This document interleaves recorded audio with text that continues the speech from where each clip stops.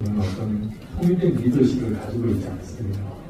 많은 교회와 또 그리스도인들이 어쩌면 다 제각기 흩어져 있는 모래알 같은 그런 단체입니다.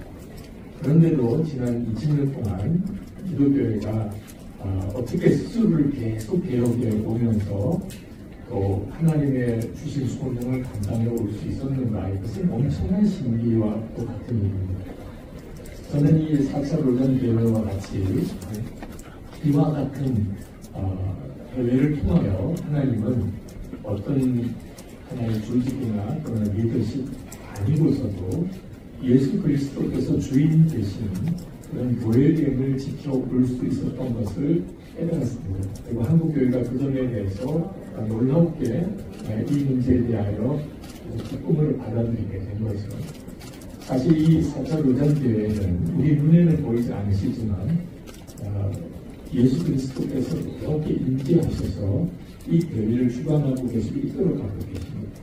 성경과 또 성령으로 교회는 역사상 문제가 계속 많이 일어났었지만 계속 스스로를 개혁했고 그리고 하나님의 말씀에 계속 부응해 오는 작업을 해왔습니다. 그리고 아마 이번 4차 로전 대회도 그리할 것입니다. 교회는 또 한 번 본질에 성경에 더 철저하게 아마 바로 서게 되는 그런 개혁을 스스로의 개혁을 이루어가고 또 하나님의 부름에 대하여 또 나아갈 수 있는 힘을 아마 얻게 되겠습니다. 이 일은 한국교회가 섬길 수 있는 가장 귀한 일이라고 생각이 듭니다. 저는 이번 4차 로전 대회를 통해서 가장 놀라운 복을 받은 것이 한국교회라고 생각합니다. 쉽지 않은 일이었고 그동안의 과정도 여러 가지 많은 어려움이 있었지만 전 세계에서 가장 로전 정신에 부합된 교회가 아마 한국교회가 되지 않을까 하는 생각이 듭니다. 이번 4차 로전 대회를 준비하면서 한국교회는 로전 정신에 대해서 너무나 많은 공부를 하게 되었습니다. 목회자들뿐만 아니고 교인들도 또 로전 대회에 대해서 약간 비판적인 의견을 가지고 있는 사람들조차도 도대체 로전 운동이라는 게 뭔지, 왜 하나님이 이 로전 운동을 일으키신 건지, 그리고 지금까지 어떻게 로전 운동이 진행되어 왔는지, 앞으로 이 로전 운동을 어떻게 가야 될 것인지에 대해서 한국교회는 사실 엄청난 공부를 했습니다. 우리가 재정을 마련하고 그리고 대회장을 준비하고 또 식사를 준비하고 하는 그런 준비와 전혀 별개로 한국교회는 로전 운동에 대해서 스터디하고 또 그것과 한국교회를 계속해서 서로 비교하고 점검하는 일을 했습니다. 여러분들이 이 로전 대회 현장에서 섬기는 많은 스태프들이 보는데 그 중에는 젊은 목회자들 그룹이 엄청나게 많습니다. 그들은 앞으로 10년, 20년, 30년 뒤에 한국교회를 이끌어갈 리더들입니다. 그들은 이번 4차 로전 대회를 준비하면서 엄청난 도전을 받았습니다. 도대체 기독교라는 게 뭔지, 도대체 성경이 말하고자 하는 복음이 무엇인지, 그리고 우리는 앞으로 하나님의 소명 앞에서 어떻게 반응해야 하는지, 가장 중요한 것은 어떻게 이런 기독교 대회를 우리가 조직하고 운영하고 또 그 결과를 만들어내야 되는지에 대해서 사실 그런 모여 가치를 부여하기 어려울 만큼 도전도 받았고 훈련도 받았습니다. 저희들이 정말 많은 것을 배웠습니다. 그리고 이제 4차 로전 대회가 진행되고 있는 겁니다.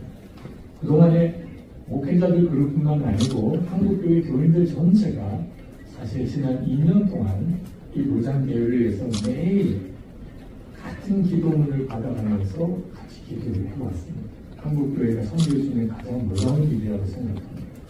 한국교회는 사도행전으로 올해 한 해 동안 공동설교라는 아주 초유의 기독교 역사상 초유의 각 교회가 매 주일마다 사도행전 본문으로 같은 본문으로 어린아이들까지 같은 메시지를 듣는 그런 작업을 해오고 있습니다.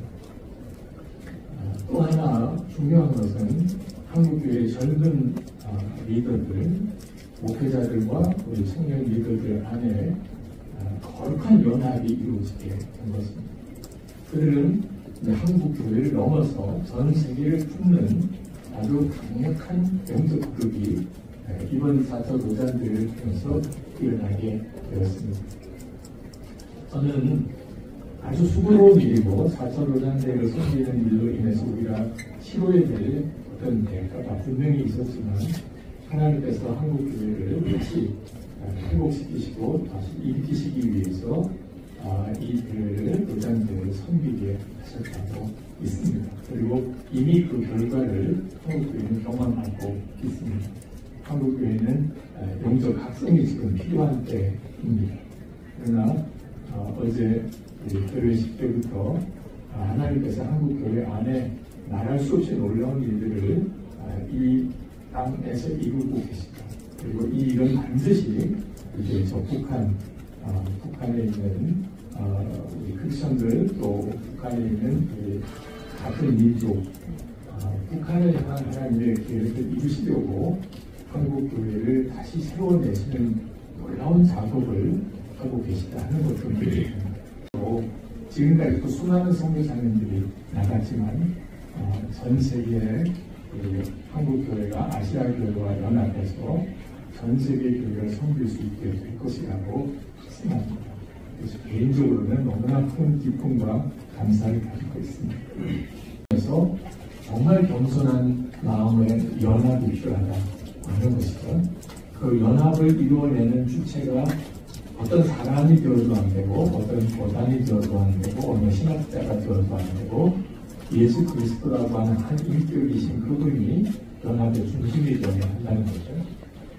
우리가 만약에 철저하게 성경 중심으로 그리고 또 끝까지 성령 안에서의 하나된 연합을 지켜왔다면 아마 한국교회뿐만 아니고 전 세계적으로 기독교회의 위기는 아마 지금과 전혀 다른 것이 되었을 것입니다.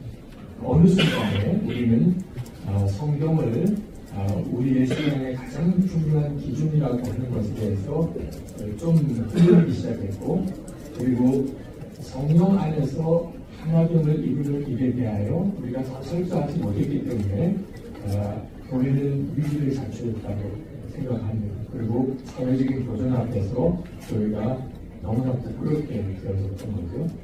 저는 이번 4차 노잔대회를 섬기고 이 대회를 준비하는 과정에서 우리가 성경 안에 그리고 성경 안에서 연합을 계속 이루어가면 반드시 우리와 함께 계신 예수 그리스도께서 우리를 위기 가운데서 다시 우리를 일으키시고 그리고 우리가 처해져 있는 사회 전 세계에 그저 한 영혼의 구원 정도뿐만 아니고 온 세상을 구원하는 놀라운 역사를 이루어내신다고 믿습니다.